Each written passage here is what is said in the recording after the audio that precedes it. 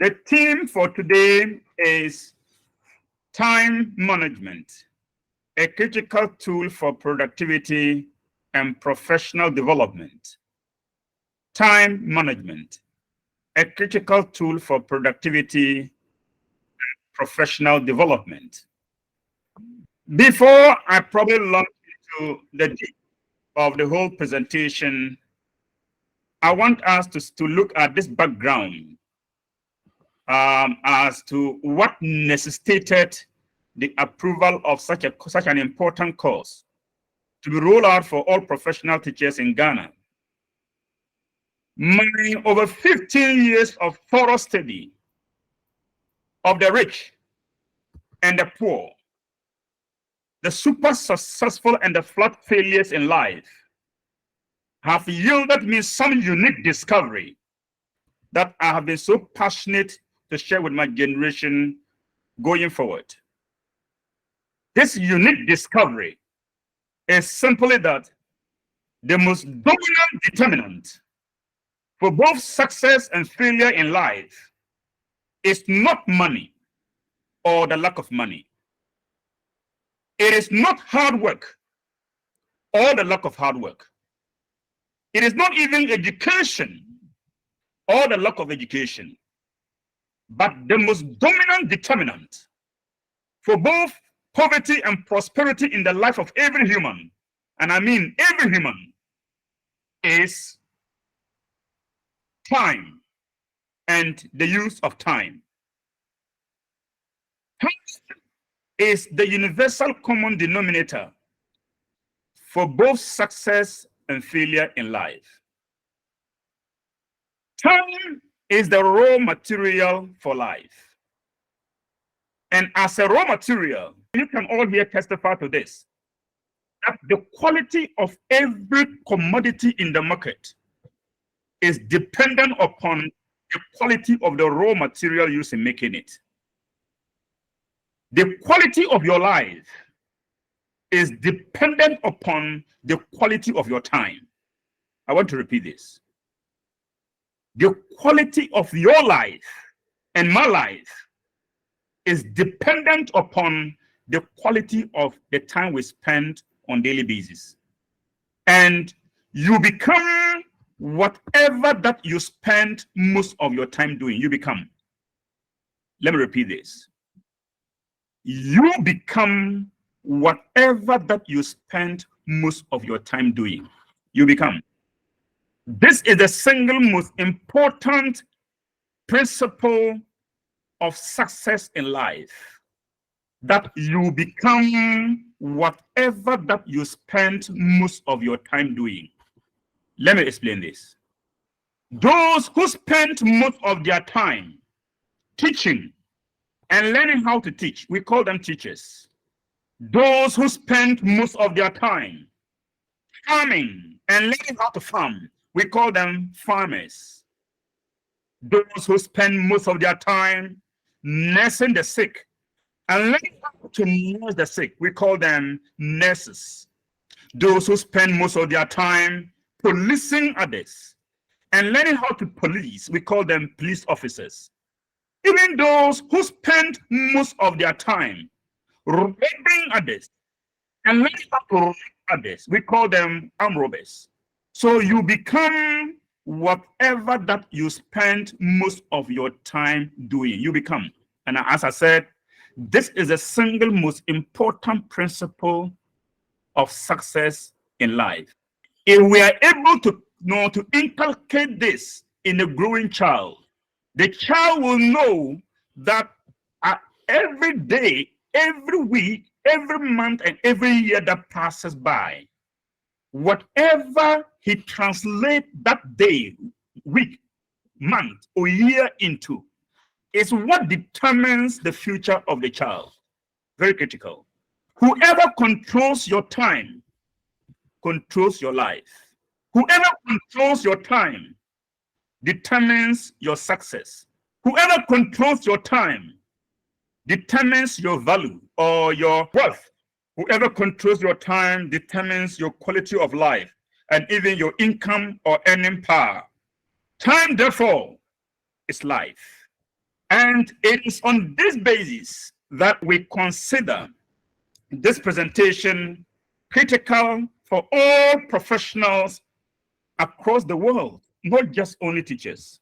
So the rationale behind this presentation, I put them in the form of objectives, is one, prepare teachers and education practitioners with the requisite productivity and time management skills for improved quality performance and school effectiveness.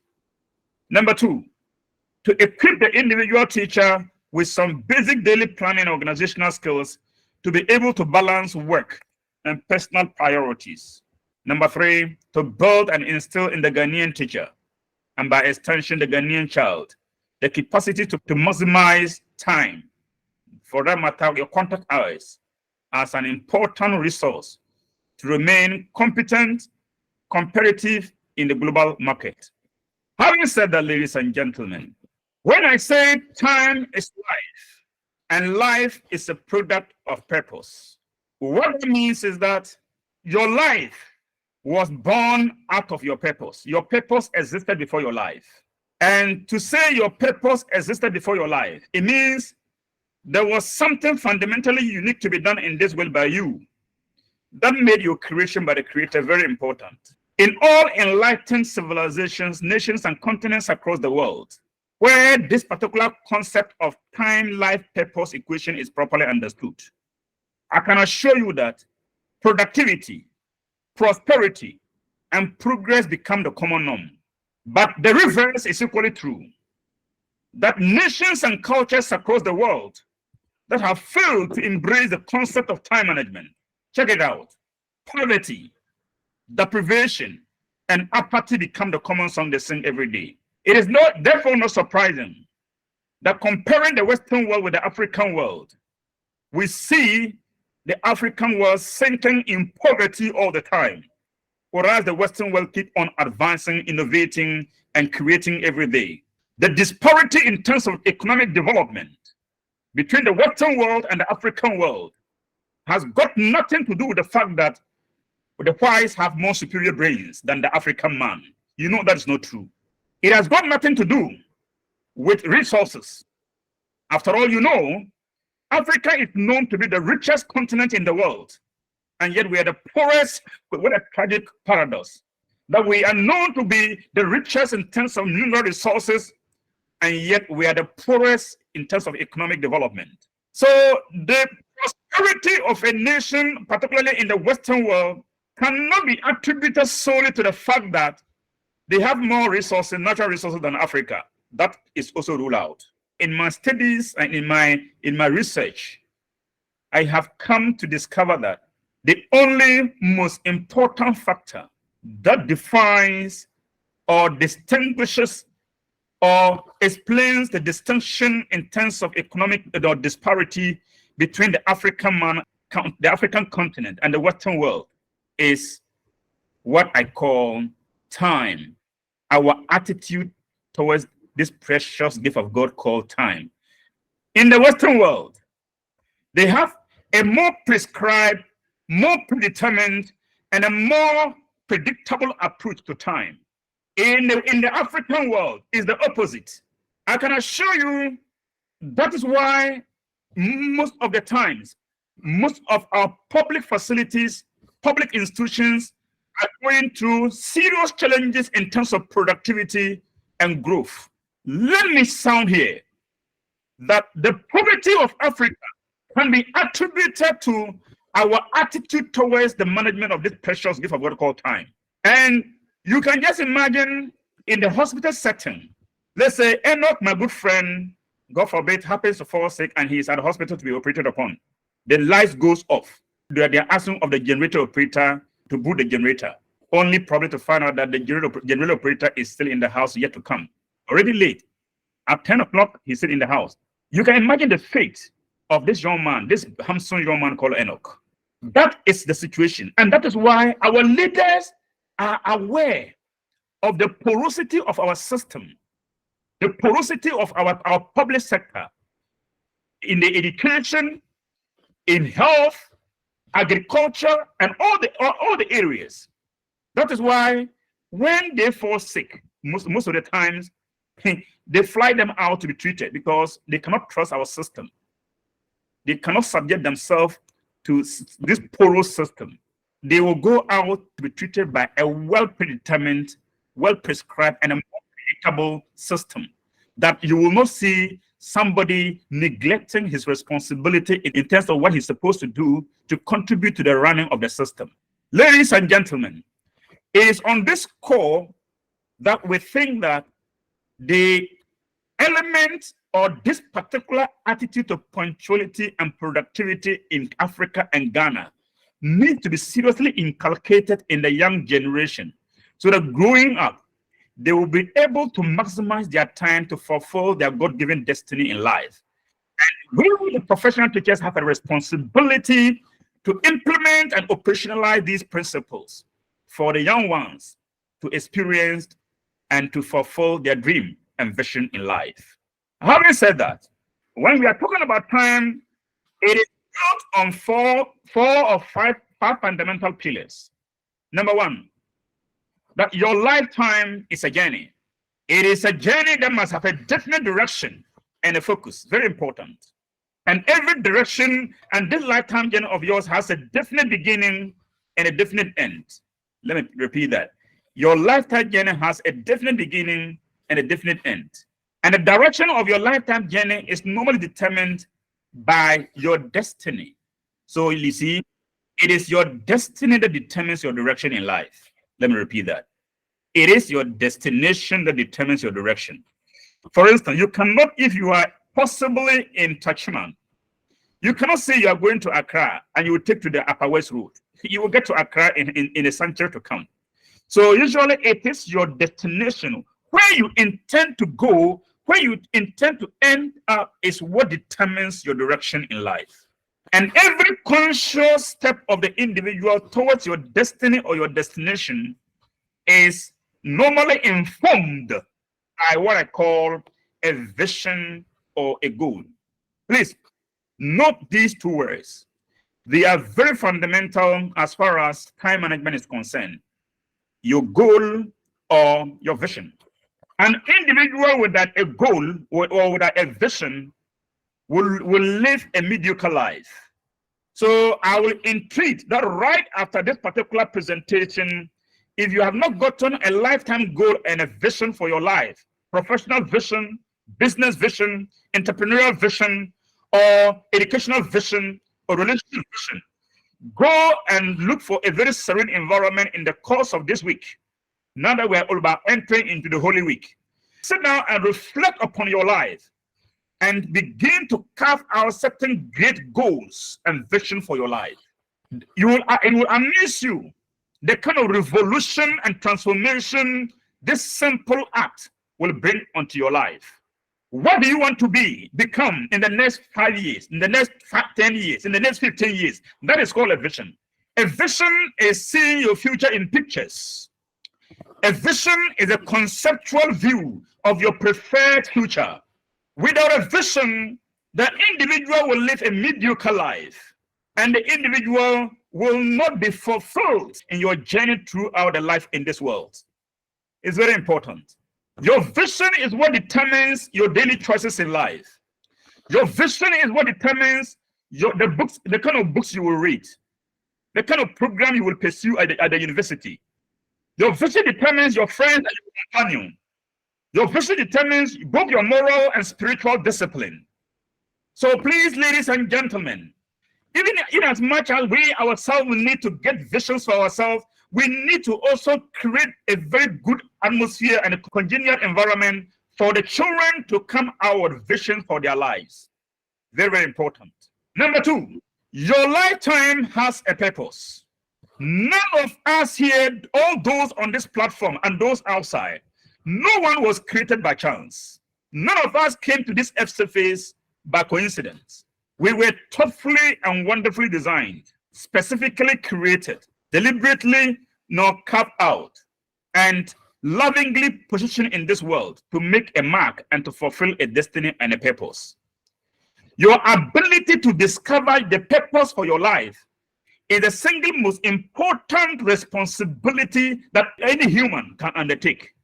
People who do not understand their purpose in life abuse their own lives. There are two most important days in the life of every human: the day you were born and the day you got to know why you were born. The day you were born and the day you got to know why you were born. The day you were born, of course, you don't have control over it. You will not even know until you are told that Mr. Ankra, you were born on this day. But the day you got to know why you were born, it is important for you to discover, and you can only discover that in your creator. Your father cannot tell you, your mother cannot tell you. You can't even tell yourself why you were born.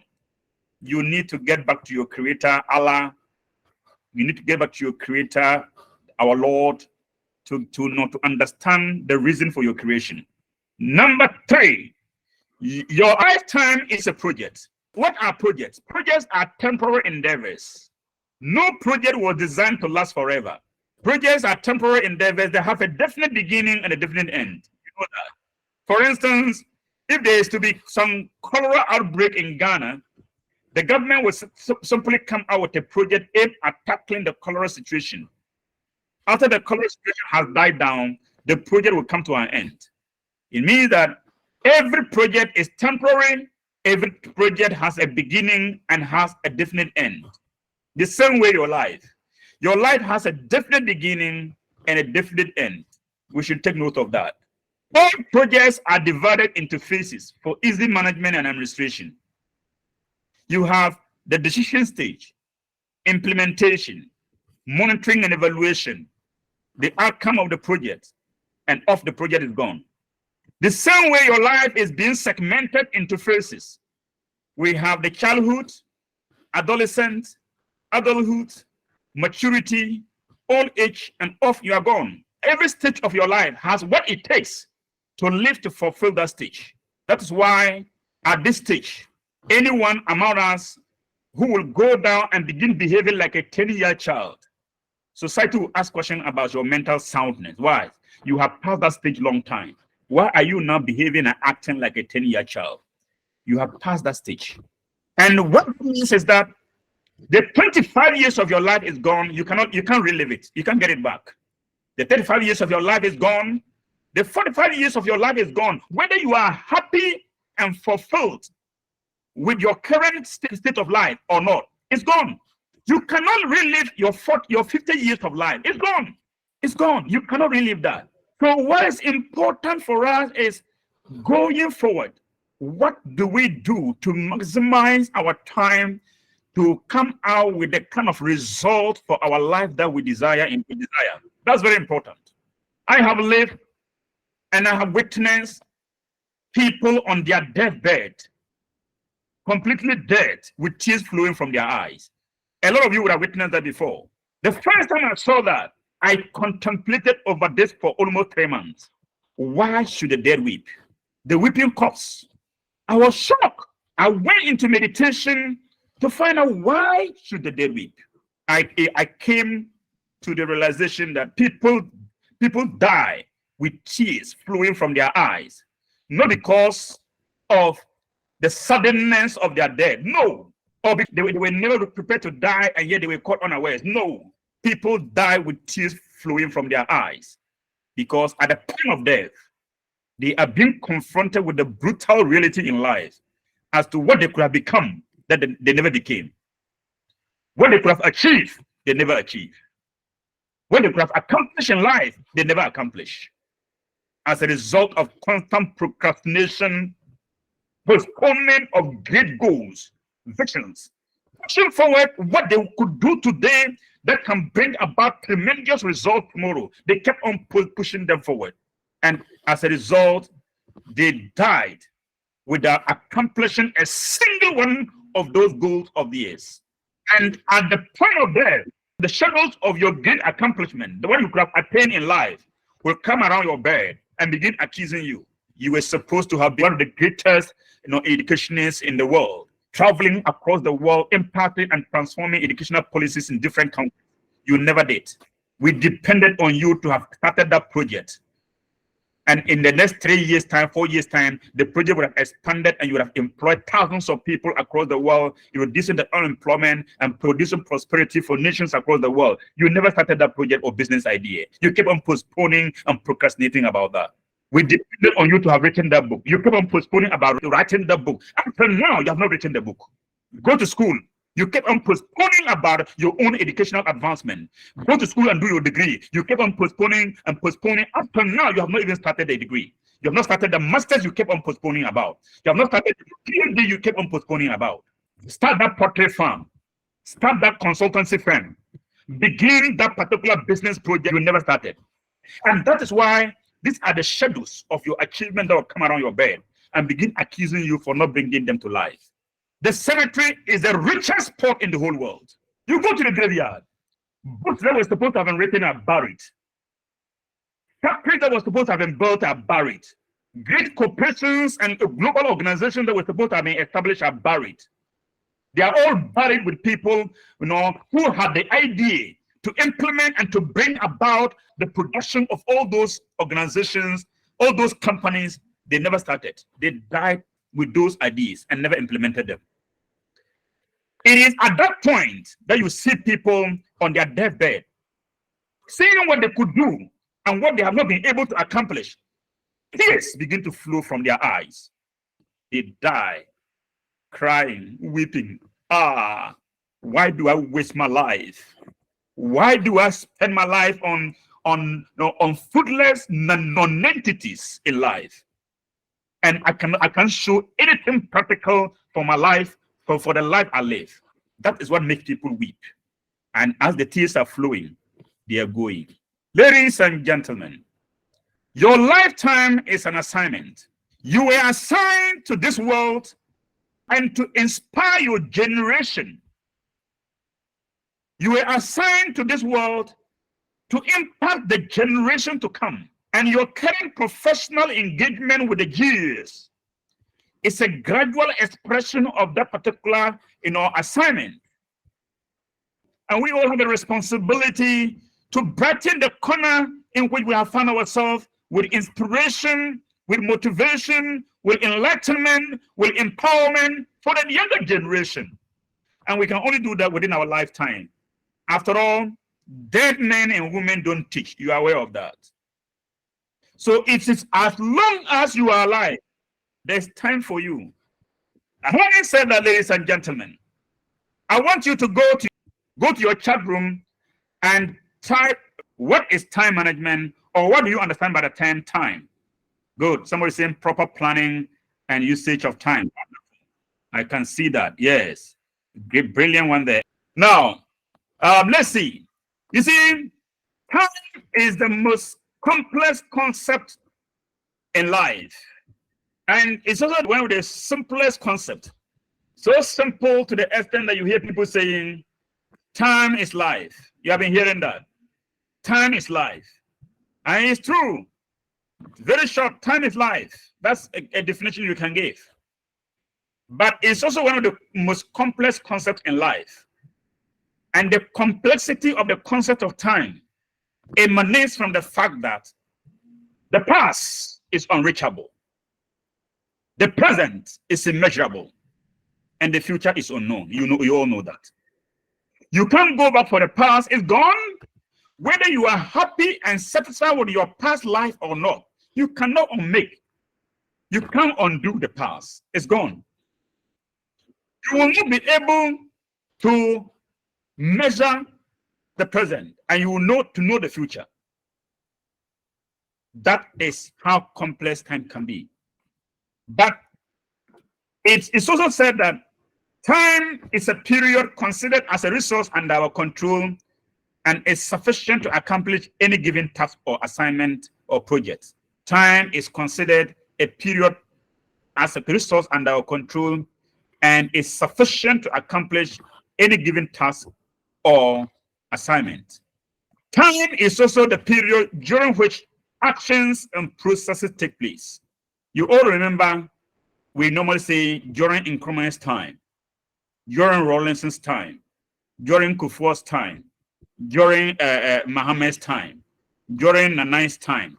So when they say this, it means they are measuring all activity. It's an evaluation and also an assessment of all the activities that take place within a particular time frame.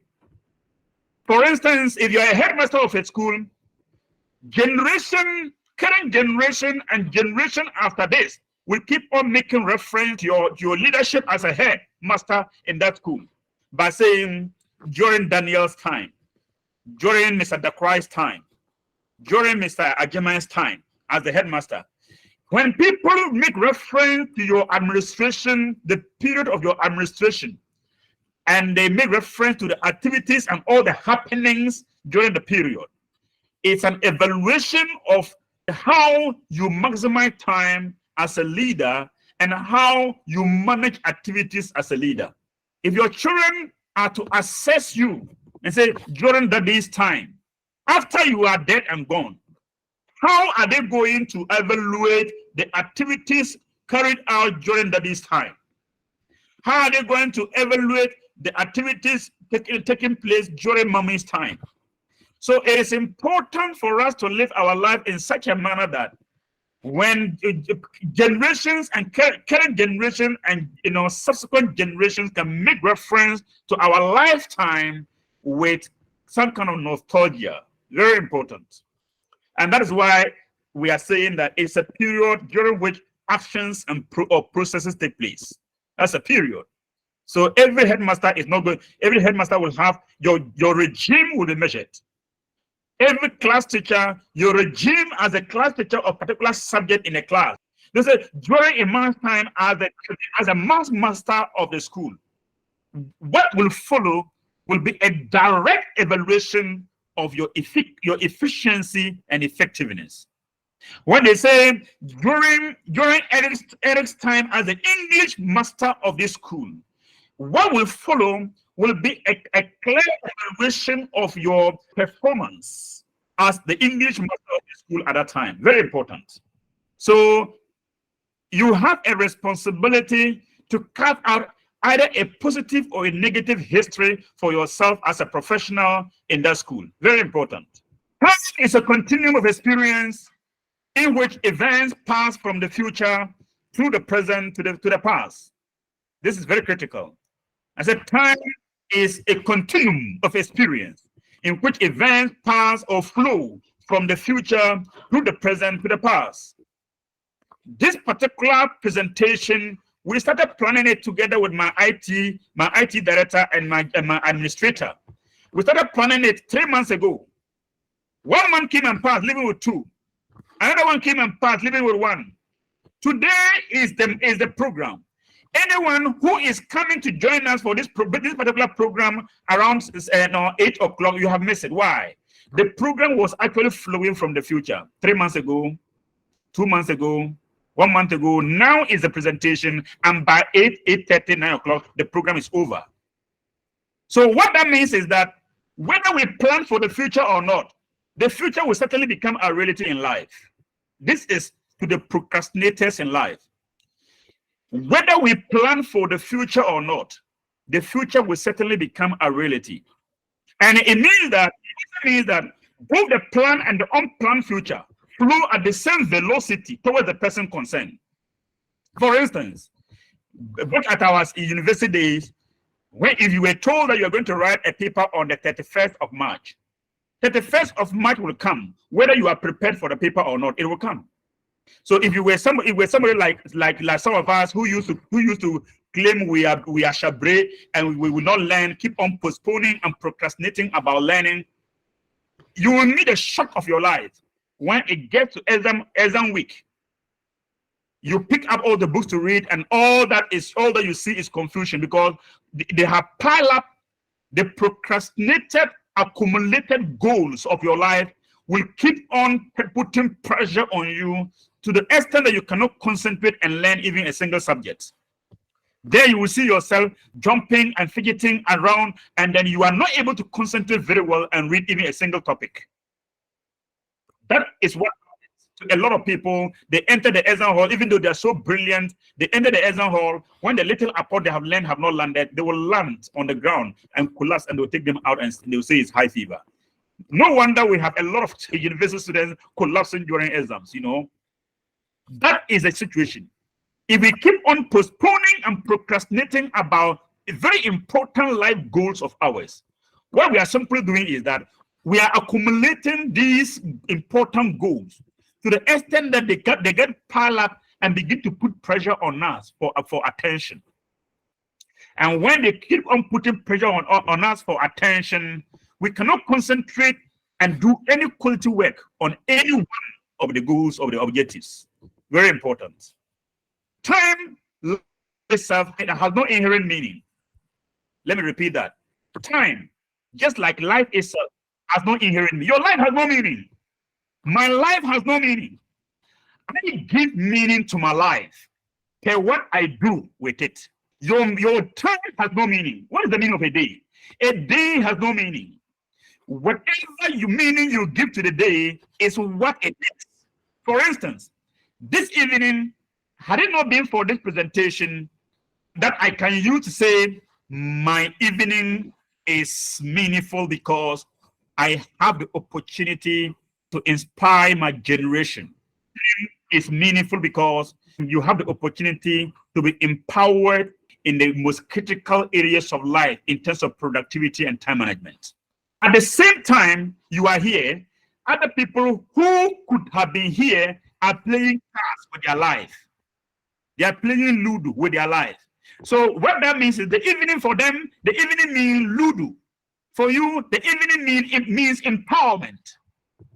So that is why a day has no meaning. Whatever meaning you give to the day is what it carries.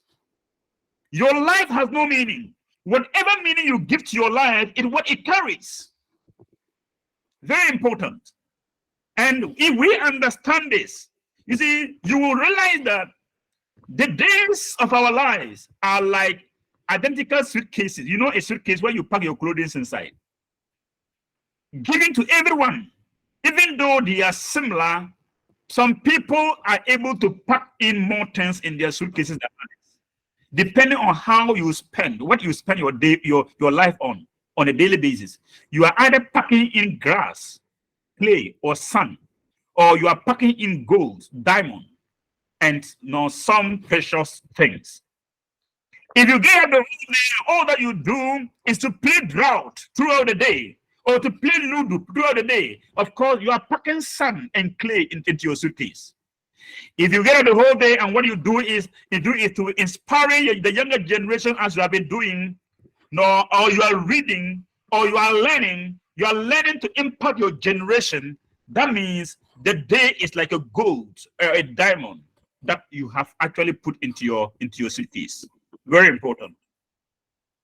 So that's why we say that wasted time is equal to wasted life, and wasted life is equal to waste itself. So there are other people, excuse me to say, by virtue of what they spend their day on, society have relegated them to the background, equating them to waste, even though they're human beings living. Very important. So these are the principles of time I want us to look at. Number one, time is life. Life is defined as time. Life is measured in time. Life is determined by time. Life is lived out in time, and it is qualified by time. The passing of time is the passing of life. Life stops when time stops. Death is life living time. You see, when you are dead, it means life is living you. So death is life living time. Time is temporary and life is eternal. The termination of time is a transition of life into eternity. Eternity, therefore, is time and life accountability time. You see, whatever that is given to us free, we will account for them ultimately. Whatever that is given, just check. Whatever that is given to you free of charge, know very well that you will account for them. Your life is one. Your time is another. Let's be careful with the way we manage them. Time is a currency of life. It is the only universal currency that is given to every human equally, without discrimination, regardless of your political, social, economic, or religious status. It's the same 24 hours that is given to everyone. The same 24 hours given to His Excellency, the President of the Republic of Ghana, is the same 24 that's given to an ordinary human being like James Ziekye sitting before you now. 24 hours. It is not the availability of time. It's not an issue of the number of days given to someone greater than the other that makes a difference. What makes a difference is what I use my day for. That's what makes a difference in life. Every human is given the same amount each day. Time is used to buy life. And let me say this. Time is used to buy life. You see, before we went to the university, it was clearly spelled out. Your degree was going to take 4 years or 3 years, depending on which level you go. And before you entered, you knew you were going to use three or 4 years to come out with a professional certificate in teaching that validates your professionalism as a teacher. So you go in and you spend 3 years to purchase a degree or 4 years to purchase a degree that validates your professionalism as a teacher. So time, therefore, is used to buy life. You become whatever you spend your time buying. I've already explained this principle. And I said it is a single, for me, it is the single most important principle of success in life. That I determined what I become. I determined what I achieve. And this will save us from accusing our mother-in-laws and father-in-laws as being responsible for our poverty, our failure in life. A lot of us attribute our failure to witches and wizards rather than looking into ourselves and see what role I have played to bring myself up to this level. The moment you keep on shifting blames away from you, you'll not be able to make it in life. Let me just say this. Until we take responsibility for our failure and success in life, you will not be able to penetrate. If you can always have somebody you can always attribute your failure to, there will not be any motivation for you to make the necessary adjustment and changes that will bring about productivity in your life. So what is time management? Time management is the organization, distribution, duration of work or task or activity in different periods, just such as day, week, month, or year. So when we are able to organize and distribute and arrange our work or task or activity in different periods, such as day, week, or month, or year, we are managing time.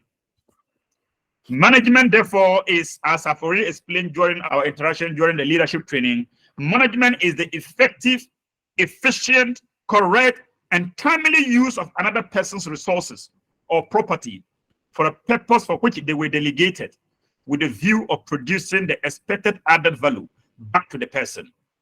So this particular definition means that even the time that is allocated to us in life is not ours. Whatever that has been entrusted in your hands to manage is not yours. That's what particular definition is saying. That it says management is the effective, efficient, correct, and timely use of another person's resources. So the time in your life is not yours. The time was given to you by the Creator. The children, the school is not yours. The school is owned by the state. The children are not yours. The children are owned by the state. But you'll be entrusted to so manage them so effectively, efficiently, correctly, and timely to bring about the needed productivity and value addition that the government will appreciate or the state will appreciate. Anything short of this is mismanagement. The question is, as I said the other time, a lot of the public sector in Ghana have this dangerous mentality that, after all, it's government work. And because it's government work, most of us report to work at around 10 o'clock instead of the normal 7:30 or 8 o'clock we're supposed to be in school. And our conscience does not pick us because, after all, it's government work. Whether I'm punctual and I'm effective at the workplace or not, at the end of the month, I'll collect my salary. It is this dangerous and toxic mentality that is affecting Africans' development and the development of Ghana for that matter. We should stop sharing blame on external forces. The responsibility of transforming our nation is in our hands. Very important. The question is, if the school you are teaching were to be your own private school that you build, and you build with your own resources, would you allow teachers to report to work at 10 o'clock as you have been doing? That's a question you need to ask yourself. That's a question you need to ask yourself. Would you have been teaching the way you are teaching? If the school were to be yours, your own property, will you be doing this? So these are the questions we need to ask ourselves. And whatever we fail to manage, we will lose it. Whatever, that's a principle in management. Whatever you fail to manage, you will lose. That includes the house that you are renting. If you are mishandling the room that you are renting, you are not sweeping, you keep it so dirty, the landlord will eject you. You will lose the room. You know that. If you keep the environment dirty all the time, the apartment that you are renting in that particular municipality or district, the landlord will certainly eject you. That also includes your wife. If you mismanage your wife, or if you mishandle your wife, you will lose her. If you mishandle your husband, you will lose him. So anything that we mismanage in life, we will lose. That's very important for us to understand. It's a principle. That even includes our own lives. If you mismanage your own life, you lose it. So if time is given to us free of charge by the Creator, if we mismanage it, we will lose it. We will lose the time. And the most dangerous thing to lose in life is your time. So we have what I call the three workload categorization dimension of time. We have what I call essential task, important task, and low value task. All the activities you carry out within the day can be grouped into these three types of tasks. You have essential task, important tasks, and low value task. For you to become successful in life and to be productive, you need to concentrate on the essential tasks and the important tasks in life. For you to become poor and remain a mediocre in life, if you major in the low value tasks in life, you become a mediocre. Let me repeat that. Poverty is defined when you begin to major low value tasks that do not bring about anything productive or fruitful. If you keep on majoring in them on daily basis, you become a mediocre, and then your poverty will knock at your door. So when we get up every day to go to work, we need to ask ourselves these three important questions. Number one, which tasks are most valuable to the Ghana Education Service? That's the organization. Number two, which task does my director, my headmaster, my security supervisor, or my director consider most important? And number three, if I cannot complete all the tasks, which should I complete? So when you ask yourself these three questions, it will trickle down to the essentials. It will narrow down to the essential thing that you must carry out that will bring some tremendous result in your life and the life of others. Very important. So we have what we call the 5-step productivity tracker.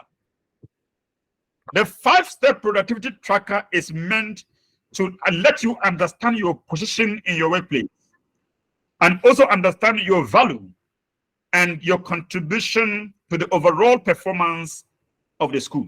Number one, why must I be paid salary at the end of the month? If you ask yourself this question, and your conscience is not dead, you begin to get some kind of internal revelation about your performance and juxtaposing that with the amount you receive every month. Why must I be paid salary? Do I deserve the salary I go to collect every month? Why? If you ask yourself, why must I be paid? So it is now incumbent upon you to justify why you think you deserve the salary you go to collect every month. And if every public sector worker will have some kind of introspection regarding this question, we will come to some sure realization that will transform and renew our lives. Number two, what are my highest value activities on this job? The teaching. What are my highest value activities? What are the activities that when I carry them out, they are going to have significant impact on the current generation and generation to come. That is the highest value activities. Number 3, what are my key results areas? Why is it that what I do and perform, the result will come clearly? Is it particularly at the end of the term, at the end of the year, at the end 3-year period in the terms of the JSS or the junior high school? Certainly, the results will come out. The results will come out on subject basis, and people begin to compare. Mathematics last year was this year is that. English last year was this year is that. Our school was this, that was in this position last year, this year is that. That is the result we are talking about. What are my key results areas? So what am I going to do on daily basis in terms of my professional engagement and the kind of quality contact hours I have with the children? What will be the quality? What will be the key results areas? Number 4, what can I and only I do, if done well, will make a real difference to my school and the district as a whole? This question, I call it the question of indispensability. You see, if you are working in any department, if you are working in any institution or any organization, and you keep on asking yourself this question seriously, it will cause you to grow, to expand, to your horizon as far as your influence is concerned, as far as your competence is concerned, to the extent that you will be one of the critical pillars in the organization that is proven to be indispensable. Why am I saying this? If you ask yourself, what can I and only I do, if done well, will make a real difference to my company organization? If you are able to identify that and you keep on doing that thing that so critical, no other person can do it, it makes you very valuable in the organization, in the school. And when there is to be a shakeup or redeployment, all those people the organization can do without, they will take them out. But you, because you play a critical role that is only you that can do it and do it well, you will stand still. So a lot of people that go into organizations, and before they realize, if they have this attitude of doing something unique for the organization that will distinguish them from all others, check them. They easily, with this positive mental attitude, they're able to rise up. They can even start as a watchman or a gate man in the company. But within the next 5 years, they'll rise up to become the managing directors of the organization because of this attitude. So when you enter into any institution or company or organization or the school or the district, distinguish yourself in your area of specialization and make yourself unique, so much so that the director cannot afford but to recognize you. The regional director cannot afford but to recognize you in your subject area. Is it mathematics? Is it English? Is it social studies? Distinguish yourself there and make it so unique that they will have to always consult you in matters bordering on those areas. And number 5, the last one, and very important question: what is the most valuable use of my time right now? And the main point there is right now. If you ask yourself this question as a teacher, you were sitting down in a group gossiping under a tree when you are supposed to be in a classroom teaching, and you ask yourself this question: what is the most valuable use of my time right now? You realize that the most valuable use of your time right now is not gossiping. It's not gossiping about the director, the headmaster, the CSU, or your colleague teachers who are not there in school that day. You'll be guilty, and you have to get up from the group that is gossiping and begin to move towards a class to inspire and to have some quality time with the learners. Some principles and laws of time. The Pareto's principle says that 20% of your time will produce 80% of your productive outputs. So you cannot afford to manage at least that 20%. What that means is that 20% of the teachers in your school are responsible for the good name of the school that you are currently having. 20% of the effort of the teachers in the school is producing the 80% productivity that everybody is appreciating in the district. It also means that in every organization, 20% of the workers spend their time working tirelessly to bring about the good image of the organization. 20%. The rest of the 80% are simply spectators. Check it out. Even you can do this research in your own school. You realize that the gravity of productivity in your school is resting on only 20% of the staff. The rest, they only come and do lahi and go home. And at the end of the month, they are first at the bank to collect their salaries. Check it out. Another principle where we need to that we need to look as far as time management is concerned is critical few.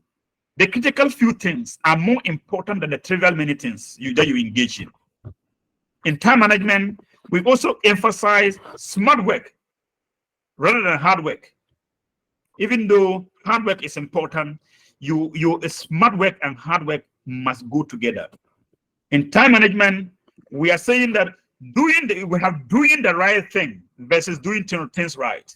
So you concentrate on doing the right thing rather than doing things right. There's a distinction between them. You see, let me give you the distinction between doing the right thing and doing things right. For instance, let's say Isaac is a very good moderator of meetings and conferences. Anytime at all they have a big gathering, he becomes the MC and things are flowing very well. He flows very well and people are so impressed with him. And because of that, he has actually attained some kind of regional or national recognition. Then let's say the president is coming to his region in Ashanti region. Isaac is supposed to be in school. But Isaac told a lie to the head that, oh, my wife is sick in another district. I have been informed I have to travel outside the region to take care of my wife and come back. The headmaster agrees, only for Isaac to sneak and go and take up an appointment to MC a program. He goes there, pick up the mic, and everybody says, wow, the great guy has come. People are cheering him up. And then meanwhile, Isaac didn't know that the headmaster was also invited for the same function. So the headmaster goes to sit down there only to see that the MC comes to be introduced. The person picking up the mic and say, ladies and gentlemen, we have one of the greatest MC in the world. We are privileged to have him come to take control and moderate this program. He is in the person of Mr. Isaac. Then Isaac comes to pick the mic and he mesmerizes everybody at the function. And the headmaster says, wow, is that my Isaac who said he was going to see the wife who is sick in the Upper West region? Boom. Isaac is doing things right, but he's not doing the right thing. That's the meaning. That's the distinction. But we also need to look at what we call the Parkinson's law. The Parkinson's law says that work expands to fill the time available for it. What that means is that if you set up mediocre goals, you will achieve mediocre results. If you set up miscellaneous goals, you will attain miscellaneous results. That's the meaning. Ladies and gentlemen, here I know by now, for a lot of us that have been actively participating in this program will begin to get demoralized, thinking that, oh, I have wasted my time, I have wasted my life, and on. Please, but what is more important is what George Bernard Shaw says. He says, we are made wise not by the recollection of our past and its darkness, its failures, no, but by the responsibility for our future. The past is the past. Let the past be the past. You cannot go back for the past. Look forward based on your vision and your goal and begin to be motivated. Take responsibility for your future. That is more important. And to take responsibility for our future, we need three most important things. Number one, planning. Number two, organizing. And three, prioritization. These three things are what will define your future and the quality of your future. Let me say planning, for instance. Planning is so critical in the life of every human in the world. Anyone who fails to plan is simply planning to fail. You'll be hearing this. And if life were to be a bow and you were an arrow, planning will determine the direction to which you will be shot. Let me repeat this. If life were a bow and you were an arrow, planning would determine the direction and the target at which you'll be shot. So planning determines the quality of your future. And this, based on that, I want us to look at this particular quadrant, the 4 quadrants. Prioritization. Your life quality is dependent upon the priorities you come out with on daily basis. Any man that lives without planning and without priorities in life will live a mediocre life. Let me repeat that. Any man or woman that lives without planning, organizing, and prioritizing will certainly live a mediocre life. Your life effectiveness is dependent upon your daily priorities. If I were to audit your life, I didn't need to do much. I only need 3 months of your past activities. Auditing the 3 months of your past life, what you basically you basically engage on daily basis is what will determine your success, whether you will succeed or not. So if I look at your we are now in March. If I look at your December on daily basis, what were some of the common activities you keep engaging yourself in? Come to January, February, and March. One, you don't need a prophet to prophesy that you are either going to succeed or to fail. The same journey, the same structure I will include that we begin to cultivate in the life of our children. That your daily activities is what determines your success or failure in life. What you engage in on daily basis. And what you engage in on daily basis is determined by your priorities. So now, let's look at the quadrants. The first quadrant says that important and urgent. Quadrant 2 says important but not urgent. Quadrant 3 says urgent but not important. Quadrant 4 says not urgent and not important. Now, these 4 quadrants, depending on where you fall, will determine your quality of life. The quadrant 1 has to do with activities that are both important and urgent, or take tasks that are both important and urgent at the same time. What that means is that if you have important activities or tasks to be carried out within a day, week, or month, and you keep on postponing and procrastinating about about those activities, it will come to a point that what was important last month has now become urgent at the same time, calling for your attention with a deadline that you have to meet, and you are now running helter-skelter, trying to see how you can actually meet the deadline. When you allow important tasks to grow up to become urgent at the same time, it puts pressure on you. You are not able to carry out the particular activity with competence and confidence. Why? You are in a haste to complete and to meet the deadline. If your life is such that you keep on living under quadrant 1, you are the one that we call a firefighter. You will never take any action until fire is put at your back and that there's a deadline for you to meet. And you are now, so if you are a student of that nature, such students, they will never learn. They will keep on postponing until it's 2 days to the exams, and they pick out the books. They're even confused as to where to read, what topic to read, and all that. If you are an officer in the school and you keep on postponing, or your teacher keep on postponing about your own preparation for class, most of the time It is time for you to go in, and you then see them now flipping through the book to read before they go in to teach.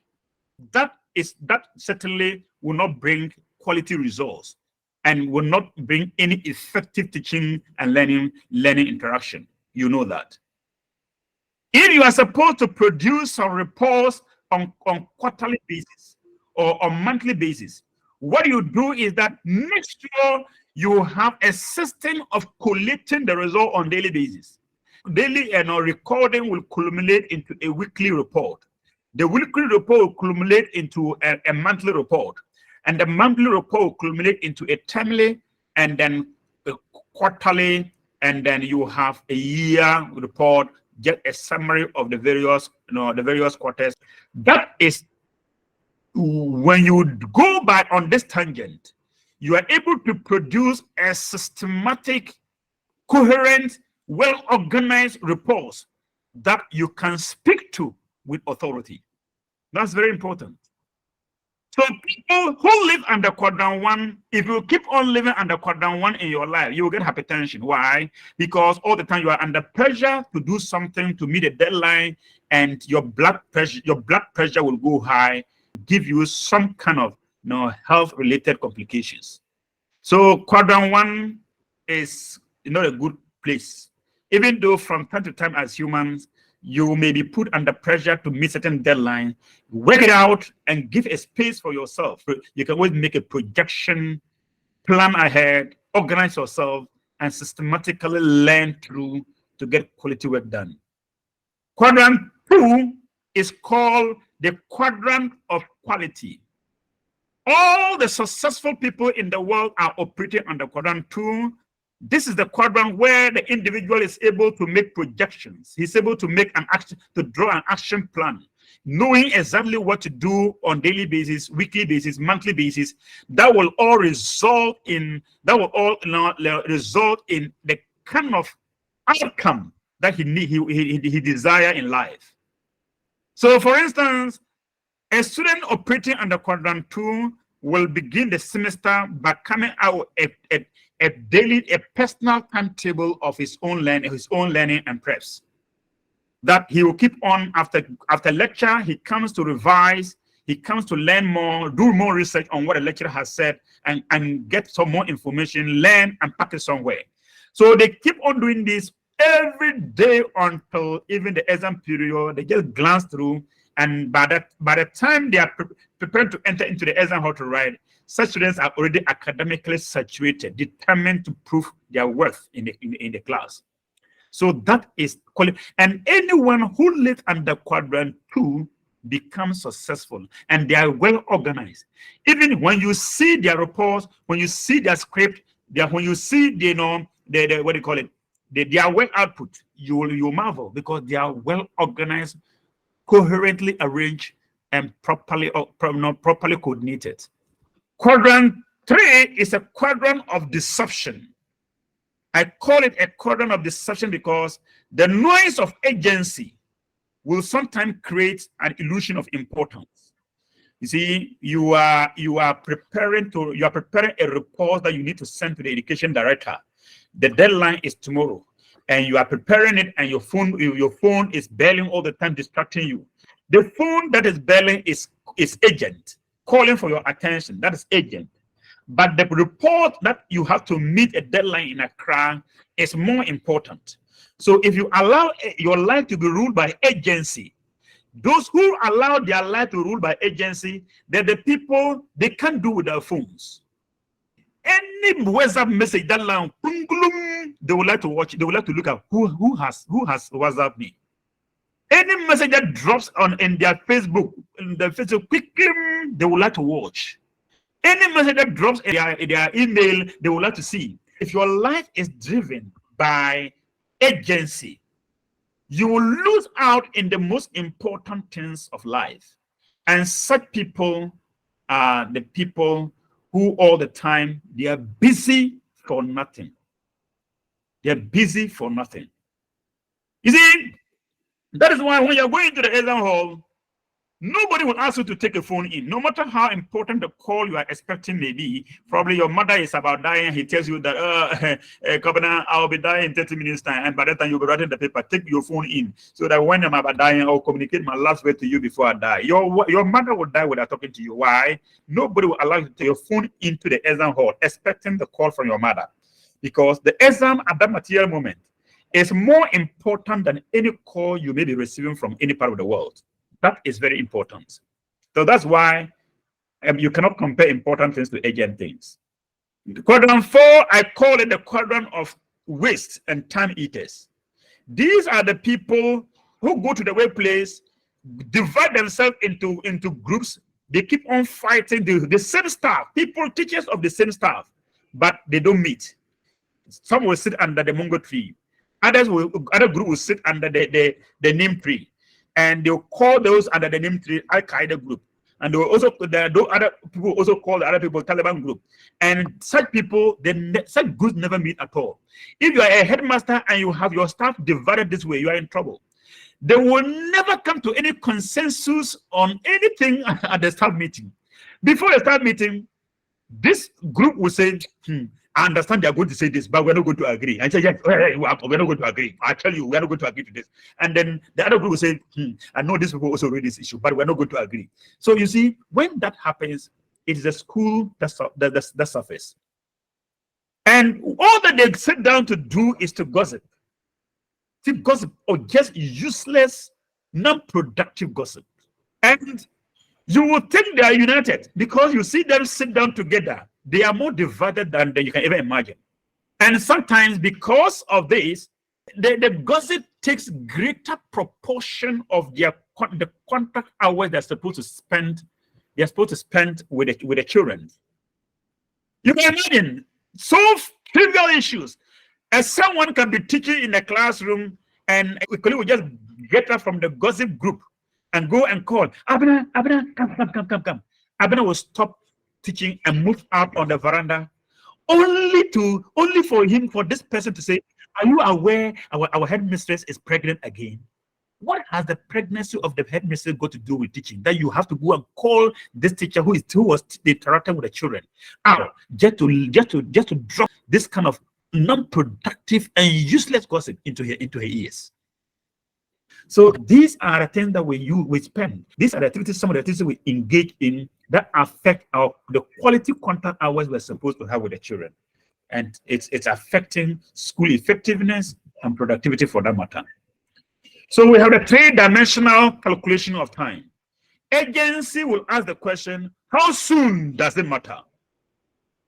Importance will ask the question, how much does it matter? Significance will ask the question, how long will this matter? In time management, we are much particular about the significance. What am I going to do today that will have a multiplier effect on generation and on generation and subsequent generations? How to actually, weed out non-essential things or tasks in our life, and for our day to run smoothly and with quality.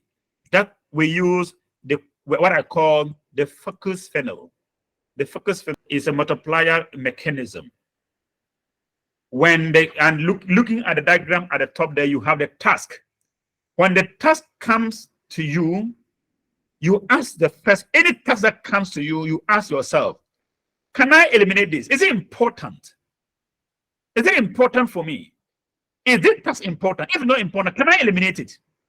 If you can eliminate it so that it doesn't even take any precious time of yours. If you cannot eliminate it, you ask the next question, can I automate it? Automation here means that, can I create a system that would take care of the activity without my personal involvement? That's very important. Automation is like you go to the ATM machine, the bank is able to serve you without the manager or any cashier giving you money. That's automation. So is it possible for you to automate some of the activities in such a manner that people they are served without your personal involvement? If you cannot automate it, then you ask the next question, can I delegate it? Delegation here means you look for someone who has the requisite knowledge and skill in that particular area and delegate that particular task to the person to carry it out. And if you cannot delegate it, it means you must do it. Me, I must do it. It means that if you are the head or the director, there are certain things you cannot delegate. There are certain things you cannot eliminate, you cannot automate, but you must just carry them out. If it boils down to you taking action as an individual officer, then you ask yourself, can I do it now? Or can I do it later? I call it procrastinating on purpose, or I call it justifiable procrastination. It is something you need to do now because it's important and urgent at the same time. What you do is that close the door, or right there, no disturbance. Concentrate on the particular task. Body, soul, and mind on it. Work on it. And make sure you complete it before any other interaction. That's very important. You see, under no circumstance should something, a book or a report or a letter or a written document that you have prepared, moving from your hands to another person's, another office or department, and they ask a question, who do this? That is an integrity issue. If something passes through your hands, you must make sure that it comes out reflecting your soul, your spirit, and your integrity. If you do it haphazardly and without concentration and attention, it goes viral, and it places questions on your integrity as an individual. So when you are to carry out an activity within the office space or your workplace, make sure you have time, concentrate, body, soul, and spirit to make sure that the work goes with your spirit, or your spirit goes with the work. Anybody who receives it will say, I'm not surprised.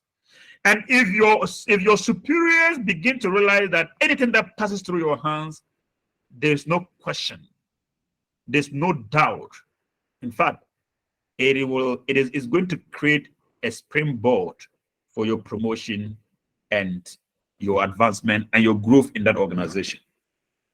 If it is something you need to postpone or procrastinate on purpose, you procrastinate it, but it must go up again and come down in the same order. Probably by the time it gets to delegation, somebody's capacity would have been developed enough to take care of the issue without you personally handling it. Very important. Ladies and gentlemen, in summary, I am saying throughout your life, things to do list. You get up every day, write down all the activities you intend to carry out in the course of the day. Just write them down I normally like doing it in the morning after your morning prayers. Just keep on writing down every activity that you intend to, if it is call Uncle Atu in the UK, right? Call Uncle Atu in the UK. Go to see the municipal director of education on this, right? See municipal director of education. If it is visit my child at the school, right? Visit my child. Yeah, write all the activities you intend to carry out. You can write them up to 50. After that, you then go through them and begin to prioritize by labeling the most important that has a direct bearing on your purpose in life. Label the number 1, followed by the second most important, number 2, third most important, number 3. By the time you get to the 50th item or task or activity, you will have gotten a clear picture of what is important in your life to carry out. If you don't do this, I can assure you the tendency to waste away your time and waste away your resources sitting somewhere just doing certain things that you have not planned for is very high. For instance, you will all know that you will not take a phone and call a friend and be on the phone with a friend for 5 hours. You won't do this on a normal basis. But if you do not plan your life and plan your day, you can be on the phone and just be talking. I say, oh, is it raining in the village? Oh, so how's my grandmother now? Okay.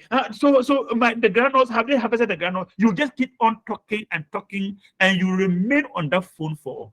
Or you say, "Oh, I miss you. Oh, I love you," and then those kind of things can take you. Or you take the Facebook. You go on Facebook, and all that you do is to be looking for beautiful faces, nice faces. When you see a beautiful face, you'll take it and say you like it.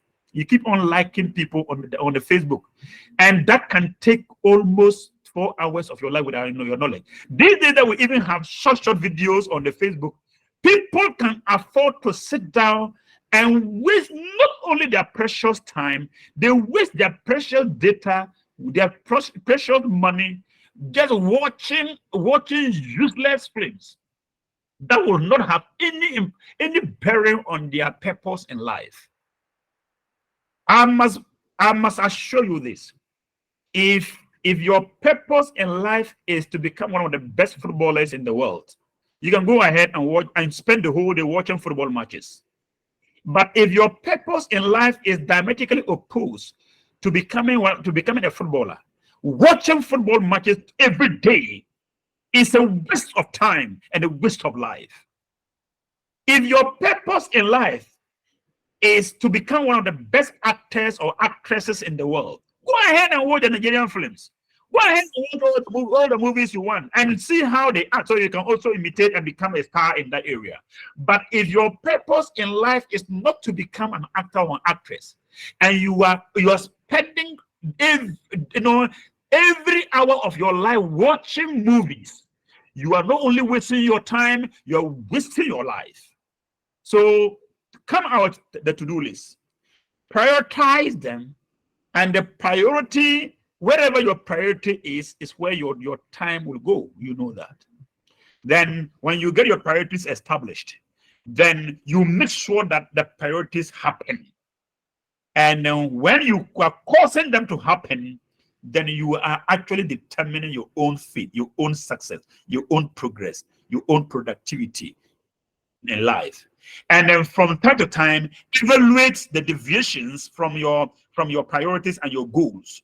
Evaluate that and assess yourself and readjust, and note that significance is the key. Ladies and gentlemen, time is too slow for those who wait, too swift for those who fear, too long for those who grieve, too short for those who rejoice. But for those who love what they do and are passionate about their purpose in life, time is eternity.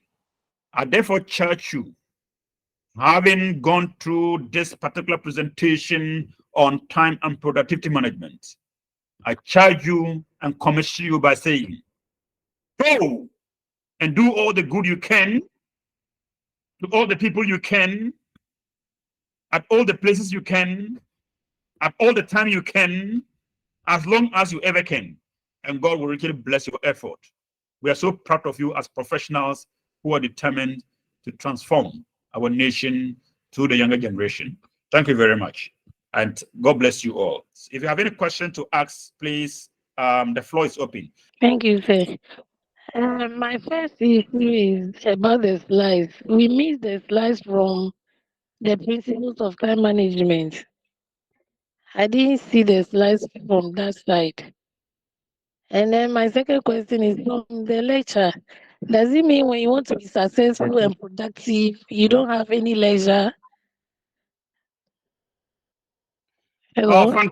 fantastic question. That's a great question there. Thank you very much. Okay, thank you. Yes, leisure is part of the time management. You are actually doing all these things to create space for you to have time for yourself.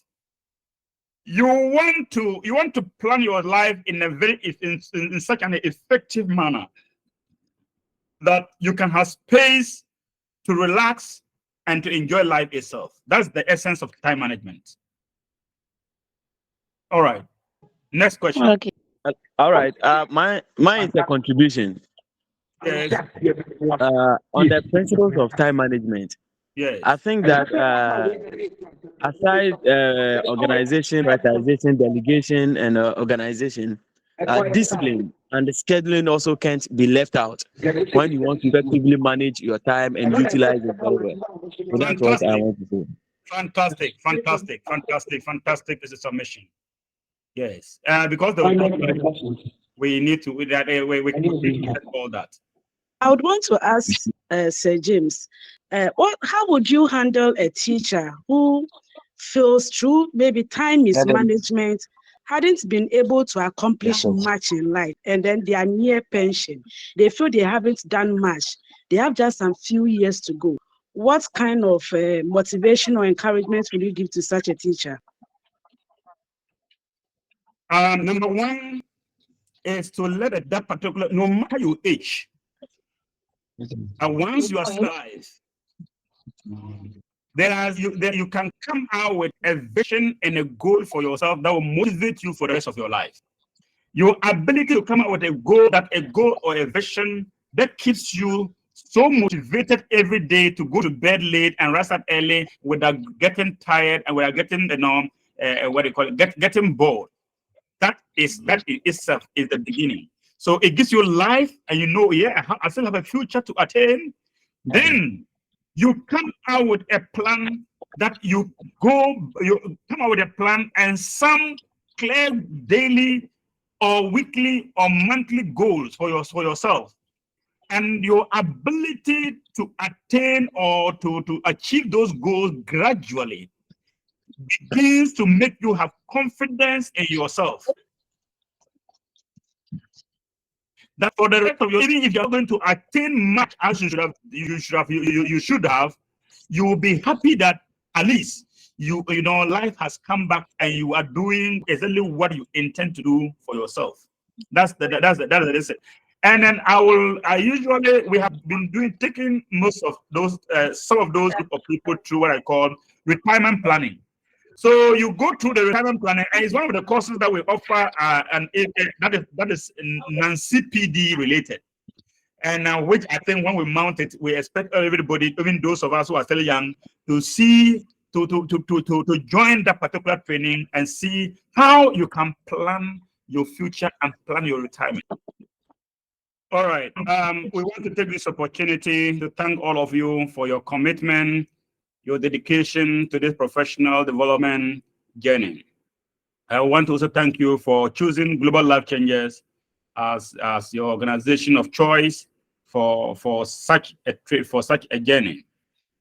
We want to we'll keep on doing our best for you.